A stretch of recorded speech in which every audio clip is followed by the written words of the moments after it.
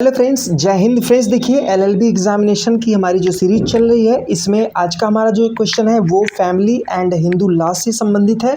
और आप सभी को पता है कि हम एलएलबी या बीए एलएलबी या फिर जुडिशरी या फिर एआईबीई या फिर कोई भी जुडिशरी के एग्ज़ाम के लिए आपकी तैयारी करवाते हैं।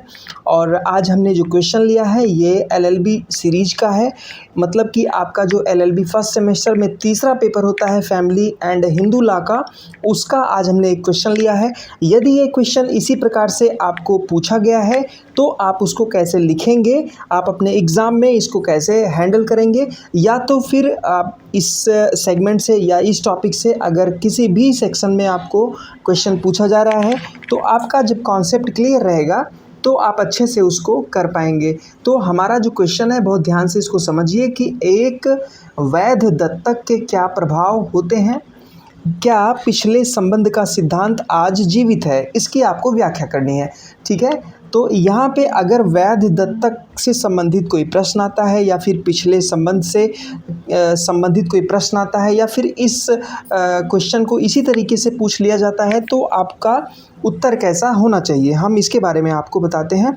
यहाँ पे आप सबसे पहले अपनी भूमिका अथवा प्रस्तावना में 4 लाइनें देंगे। उसके बाद इसका अपना मेन टॉपिक, जो मेन आंसर वाला टॉपिक है, वो स्टार्ट हम करेंगे।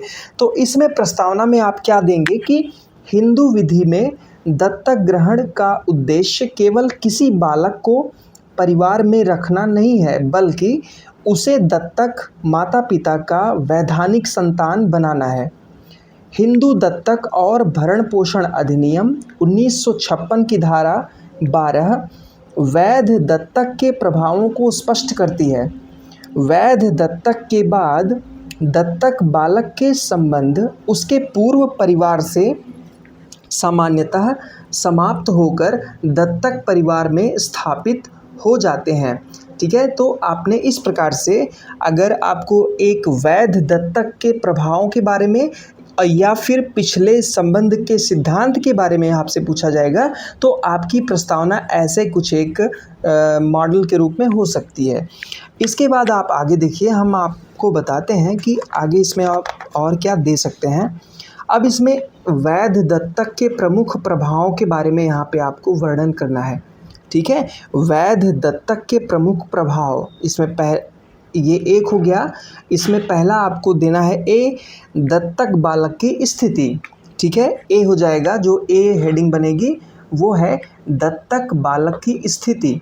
ठीक है, यहाँ पे आप देखिए धारा 12 के अनुसार, धारा 12 के अनुसार वैध दत्तक के बाद दत्तक बालक को दत्तक माता और दत्तक पिता की संतान माना जाता है, जैसे वह उनके द्वारा प्राकृतिक रूप से उत्पन्न संतान हो। जैसे, ये बहुत महत्वपूर्ण है, जैसे वह उनके द्वारा प्राकृतिक रूप से उत्पन्न संतान हो।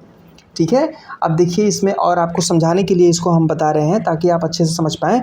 अर्थात दत्तक बालक को दत्तक परिवार में वही कानूनी स्थिति प्राप्त होती है जो प्राकृतिक संतान को प्राप्त होती है।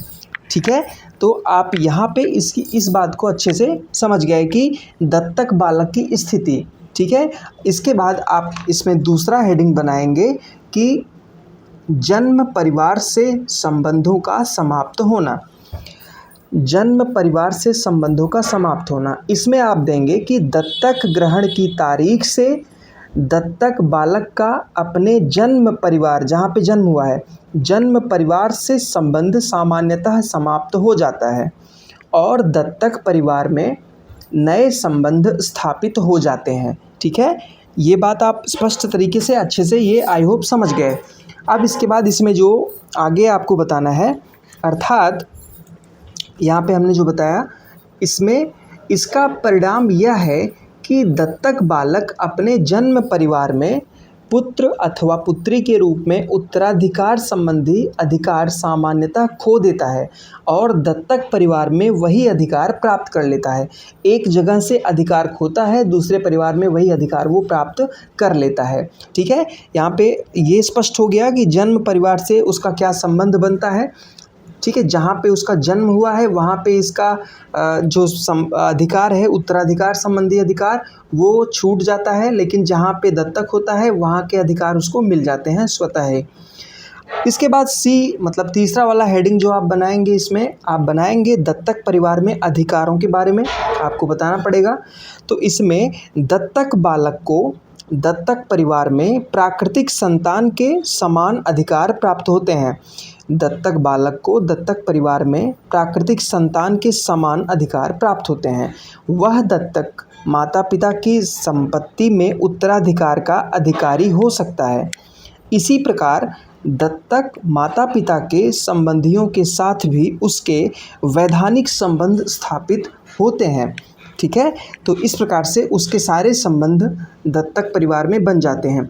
इसके बाद नेक्स्ट जो हेडिंग आप बनाएंगे डी, वो है दत्तक माता पिता के उत्तराधिकार पर प्रभाव। दत्तक माता पिता के उत्तराधिकार पर प्रभाव, क्या प्रभाव पड़ता है इसके बारे में आप यहाँ समझिए। तो दत्तक बालक दत्तक परिवार का सदस्य बन जाता है और उसके उत्तराधिकार संबंधी अधिकार उसी प्रकार निर्धारित होते हैं जैसे अन्य वैध संतान के। ठीक है, ये आप समझ गए कि दत्तक बालक के दत्तक परिवार का सदस्य बन जाता है और उसके उत्तराधिकार संबंधी अधिकार उसी प्रकार निर्धारित होते हैं जैसे अन्य वैध संतान के अधिकार होते हैं। ठीक है, यहाँ तक आप समझ गए। अब इसमें नेक्स्ट जो हेडिंग है वो ध्यान से देखिए। अगली हेडिंग वो है पहले से निहित संपत्ति प्रभावित नहीं होती। इसके बाद जो हमारा ई है वो है पहले से निहित संपत्ति प्रभावित नहीं होती। धारा 12 का एक महत्वपूर्ण अपवाद यह है कि दत्तक बालक के दत्तक किए जाने से ऐसी संपत्ति का अधिकार प्रभावित नहीं होगा जो दत्तक ग्रहण से पहले ही किसी व्यक्ति में निहित हो चुकी थी। अर्थात इसको और सिंप्लीफाई करते हैं, अर्थात दत्तक ग्रहण किसी ऐसे संपत्ति अधिकार को समाप्त नहीं करता जो पहले से किसी व्यक्ति में पूर्ण रूप से निहित हो चुका है। अर्थात दत्तक ग्रहण किसी ऐसे संपत्ति अधिकार को समाप्त नहीं करता जो पहले से किसी व्यक्ति में पूर्ण रूप से निहित हो चुका है। ठीक है दोस्तों, यहाँ तक आपने आई होप समझ लिया है। इसके बाद हमें अगली हेडिंग इसमें बनानी है एफ, दत्तक माता पिता के अधिकार समाप्त नहीं होते। ठीक है, दत्तक माता पिता के अधिकार समाप्त नहीं होते। इसमें आप देखिए कि दत्तक ग्रहण के कारण दत्तक माता पिता को अपनी संपत्ति को हस्तांतरित करने या वसीयत द्वारा उसका निपटारा करने का अधिकार समाप्त नहीं होता। वे कानून के अधीन अपनी संपत्ति के संबंध में वैध रूप से व्यवस्था कर सकते हैं। वे कानून के अधीन अपनी संपत्ति के संबंध में वैध रूप से व्याख्या कर सकते हैं। ठीक है दोस्तों, यहाँ तक आप समझ गए। ठीक है, आगे देखिए। इसमें जी आप देंगे विवाह संबंधी निषेध। जो जी है इसमें अगला जो हेडिंग आप बनाएंगे वो है विवाह संबंधी निषेध। ठीक, दत्तक बालक के विवाह के संबंध में उसके जन्म परिवार और दत्तक परिवार दोनों से संबंधित निषेधों को ध्यान में रखा जाता है। अर्थात दत्तक ग्रहण के बाद विवाह की वैधता निर्धारित करते समय लागू वैधानिक निषेधों का पालन आवश्यक है। ठीक है, विवाह संबंधी निषेध में आपने ये समझ लिया बहुत अच्छे से। ठीक है, आगे। ठीक है, अब देखिए पिछले संबंध का सिद्धांत क्या है। ठीक है, अब हमसे जो डायरेक्ट क्वेश्चन में पूछा था, जैसे हमने क्वेश्चन में ये पूछा गया था कि एक वैध दत्तक के क्या प्रभाव होते हैं, हमने उसको बताया क्या पिछले संबंध का सिद्धांत आज भी जीवित है, इसकी व्याख्या करनी है। तो आपको यहाँ तक बताना था एक वैध दत्तक के प्रभावों के बारे में। अब आपको यहाँ बताना है कि क्या पिछले संबंध का सिद्धांत क्या है और आज भी वो संबंध जीवित है अथवा नहीं। तो हिंदू दत्तक विधि में परंपरागत रूप से रिलेशन ब्लैक अर्थात पिछले संबंध का सिद्धांत महत्वपूर्ण रहा है। ठीक है, ठीक है। इस सिद्धांत का मूल विचार यह था कि दत्तक पुत्र को कुछ परिस्थितियों में ऐसा माना जाता था मानो वह दत्तक पिता की मृत्यु से पहले ही उसका पुत्र था। इसका विशेष महत्व उत्तराधिकार और संपत्ति के अधिकारों के निर्धारण में था। ठीक है, इसको एक बार मैं फिर से रिपीट करता हूं ताकि आप अच्छे से इसको समझ पाएं कि हिंदू दत्तक विधि में परंपरागत रूप से रिलेशन ब्लैक अर्थात पिछले संबंध का सिद्धांत महत्वपूर्ण रहा है। इस सिद्धांत का मूल विचार यह था कि दत्तक पुत्र को कुछ परिस्थितियों में ऐसा माना जाता था मानो वह दत्तक पिता की मृत्यु से पहले ही उसका पुत्र था। इसका विशेष महत्व उत्तराधिकार और संपत्ति के अधिकारों के निर्धारण में था। ठीक है दोस्तों, यहाँ तक आप आई होप समझ पाए होंगे पिछले संबंध का क्या सिद्धांत है।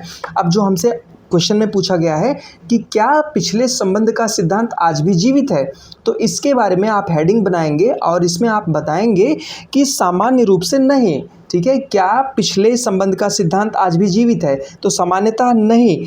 आधुनिक हिंदू विधि में पिछले संबंध का सिद्धांत अपने पुराने व्यापक रूप में जीवित नहीं है। ठीक है, स्पष्ट रूप से आपको इसमें ऐसे बताना है। इसके बाद थोड़ा सा एक्सप्लेन इसको आप करेंगे कि हिंदू दत्तक और भरण पोषण अधिनियम 1956 की धारा 12 ने दत्तक के प्रभावी स्पष्ट रूप निर्धारित कर दिया है। इसके अनुसार दत्तक ग्रहण की प्रभावी तारीख से ही दत्तक बालक दत्तक माता पिता की संतान माना जाता है। इसमें जो ध्यान देने वाली बात है वो देखिए, इसीलिए पुराने हिंदू विधि का वह सिद्धांत जिसके आधार पर दत्तक को पीछे की तारीख से प्रभावी माना जाता था, धारा 12 के अधीन स्वीकार नहीं किया जाता। ठीक है, तो ये बहुत ही इम्पॉर्टेंट है इस क्वेश्चन का, क्योंकि सीधे पूछा गया था कि क्या पिछले संबंध का सिद्धांत आज भी जीवित है। ठीक है, इसके बारे में आपने बताया। और भी एक्सप्लेनेशन इसमें सिंप्लीफाई करेंगे हम आपके लिए ताकि आप अच्छे से समझ पाएँ इसको। तो आप इसमें और भी एक देंगे कि हालांकि धारा 12 का प्रोविसो परंतुक, ठीक है, प्रोविसो या परंतुक पहले से निहित संपत्ति के अधिकारों को सुरक्षित रखता है। इसीलिए पुराने सिद्धांत का कुछ ऐतिहासिक महत्व भले ही दिखाई दे, लेकिन उसे आज स्वतंत्र और व्यापक नियम के रूप में लागू किया जा सकता है। ठीक है, इसको आप ये समझ गए दोस्तों। अब यहाँ पे आप निष्कर्ष 4 लाइनें बना के देंगे जिसमें आप देंगे कि अतः वैध दत्तक का सबसे महत्वपूर्ण प्रभाव यह है कि दत्तक बालक दत्तक माता पिता की संतान बन जाता है और दत्तक परिवार में प्राकृतिक संतान के समान वैधानिक स्थिति प्राप्त करता है। साथ ही जन्म परिवार से उसके संबंध सामान्यतः समाप्त हो जाते हैं, जैसा हमने अभी इसके पहले आपको बताया ही था। और इसमें आप कुछ और इम्पॉर्टेंट फैक्ट है जो इसमें बताने के लिए आप लिख सकते हैं ताकि आपका आंसर बहुत अच्छा माना जाए, बन जाए। पिछले संबंध का सिद्धांत प्राचीन हिंदू विधि में महत्वपूर्ण था, लेकिन हिंदू दत्तक और भरण पोषण अधिनियम 1956 की धारा 12 के बाद यह अपने पुराने रूप में जीवित नहीं है। वर्तमान कानून दत्तक के प्रभाव को मुख्यतः दत्तक ग्रहण की तारीख से मान्यता देता है, जबकि पहले से निहित संपत्ति के अधिकारों को सुरक्षित रखता है। ठीक है फ्रेंड्स, तो आज का हमारा जो ये क्वेश्चन था कि एक वैध दत्तक के क्या प्रभाव होते हैं, क्या पिछले संबंध का सिद्धांत जीवित है, उसको हमने अच्छे तरीके से आई होप आपको समझाया है और आप इसको अच्छे से समझ पाए होंगे।